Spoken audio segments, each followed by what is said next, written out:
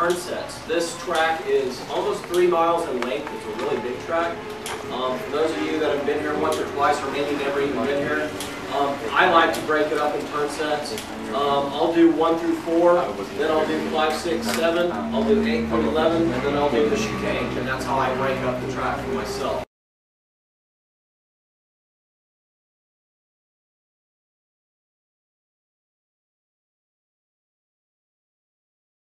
So when you guys go out this next session, if you do that, break it up into turn sets, work on a set of turns for this session, work on a set of turns the next session, set of turns the next session, and by the end of the day, you'll be much faster because you've been able to piece the track together by using all these turn sets.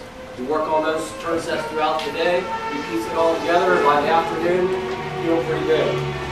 One of the most important parts of this track is the chicane. And anybody know why this is the most important part of the track? Because, why? Get a better run on the straight. Well, pretty much. You've got a set of turns that come onto the longest straightaway. This straight is the longest portion of the track. So any turn leading onto a straightaway is going to be extremely important. That's where you really need to make up time and get good drives. So yeah.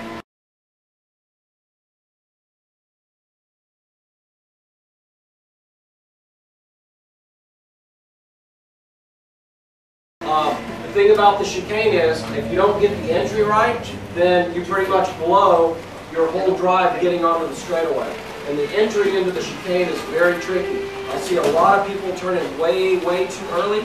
I see a lot of people turn in way, way too late. It's a tricky entry. There's a huge patch right here.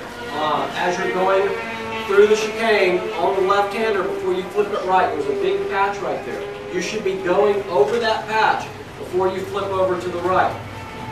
Over the patch, you flip over to the right, you flip back to the left. There's also a blend line coming out of this turn.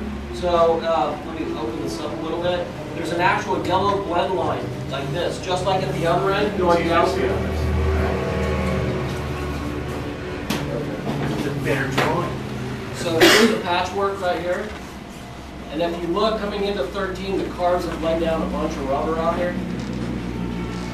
The cars have laid, I mean, when you look at the track, you can see the discoloration from all the cars laying rubber down out there.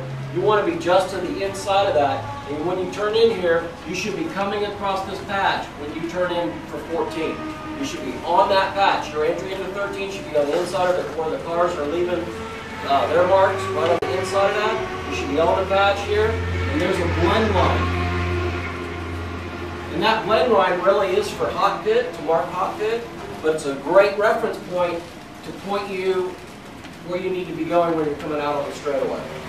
I like to be just to the outside of that blend line. Be aware there is a huge bump on the exit of the chicane.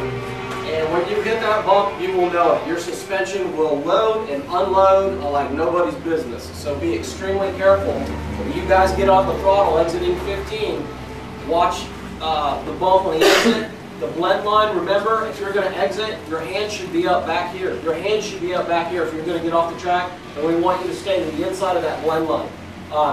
So coming out of 15, follow the blend line up onto the straightaway.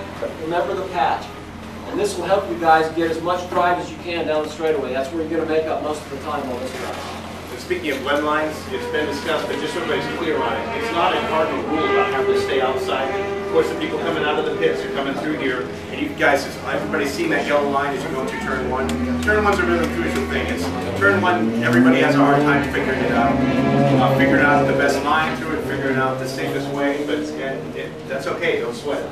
But all we're asking is be aware that if somebody's coming through the pit, coming out, then they're going to be inside that line, so you want to stay out of it. If there's nobody coming out of the pit as you come in, then fine, take wherever you want. A lot of the faster guys go inside and kind of hug the radius. We're not going to make any hard, fast rules about the best line through there because it's so wide, there's a lot of good lines. Just the critical thing at the end of the day is when people really start picking up their speed, some guys like to run real high and then drop down. And if they're dropping down as other people are coming in on the low side, and they're coming in here, then you get this crisscross, that's dangerous. So if you're the kind of guy who likes to ride high up here, and again, that's fine, just be aware of what everybody else around you is doing. If you just pass somebody, and then you go down into the turn and you knife across them, well, it's your fault if there was a contact. Because you just made a major change in the standard race line. So As you're making entry into turn one, be aware that obviously it's high speed, but there's a lot of different entry points. Yeah, the transition. So, Well, the transition and there's a big depression.